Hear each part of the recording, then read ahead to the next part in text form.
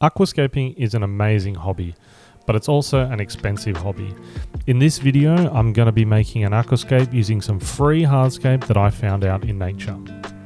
Just a warning, make sure you are up to date with the rules of your local area about what you can do when it comes to moving wood and stones, and please don't take them from protected nature areas or from places with potential biosecurity diseases and other things like that.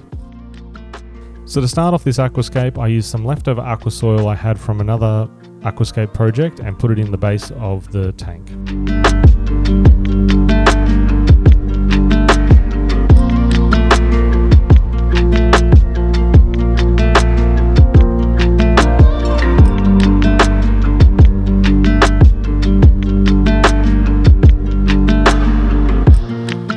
After the aqua soil was in, I placed the stone which I had found.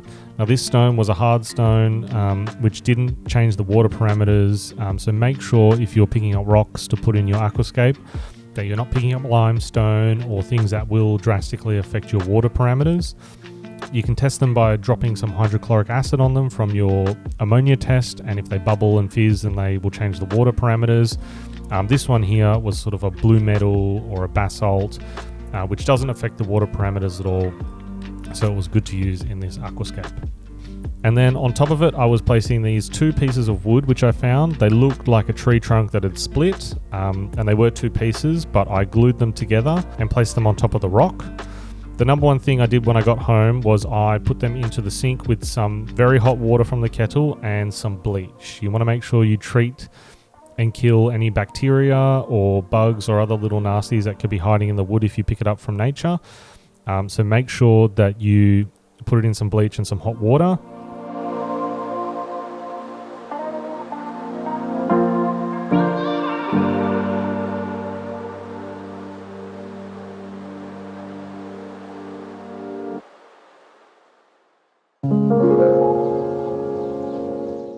After the main stone and the wood were in place, I put these two secondary stones in. They were very skinny and very long, so they were a bit awkward for this sort of tank, but I wedged them in and glued them to the wood because I knew with the plants sticking out around them, they'd give a nice little contrast to pop through the plants and just have a bit of a different texture.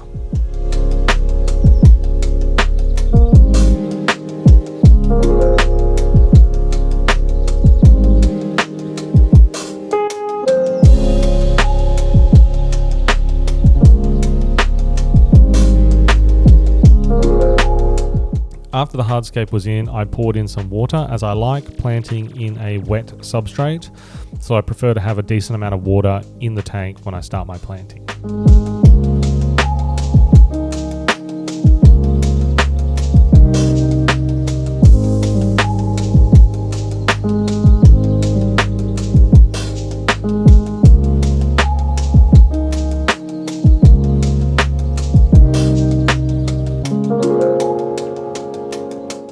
So the first plant in the aquascape was some Rotala talanodensis. The Rotala talanodensis has a very light green colour and an interesting texture to the leaves, and it also doesn't grow super tall and long, so I thought it was a cool plant to put in this little corner here underneath where the filter was.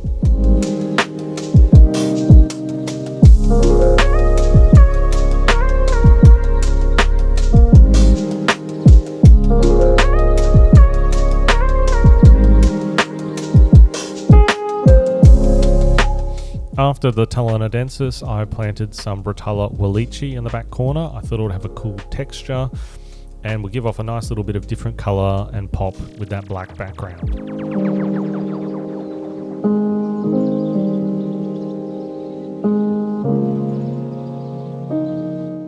Then after the Rotala wallichii, I planted some Helanthium vesuvius or Echinodorus vesuvius, depending on what you see online. This is a cool little spiral-leafed, reedy style plant which runs and has little runners. So I planted a couple of bits in the tank hoping that they would spread and give it a wild look. After the Vesuvius, I placed some S. repens and some Starigini portovelho. These are both from the same family, but the portovelho has a longer, more wild look to it. And I think it would look really good in the front here, giving little clumps and bushes of wild plant look to this aquascape. And then finally, I put in some Liliopsis brasiliensis.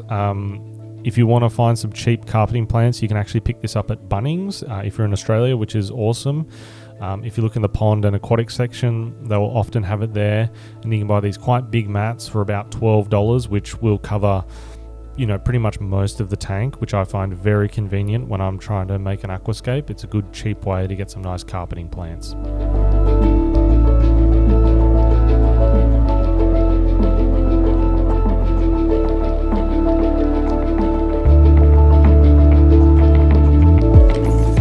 So after the Liliopsis was planted, I filled the tank with water and put it on the shelf under the light.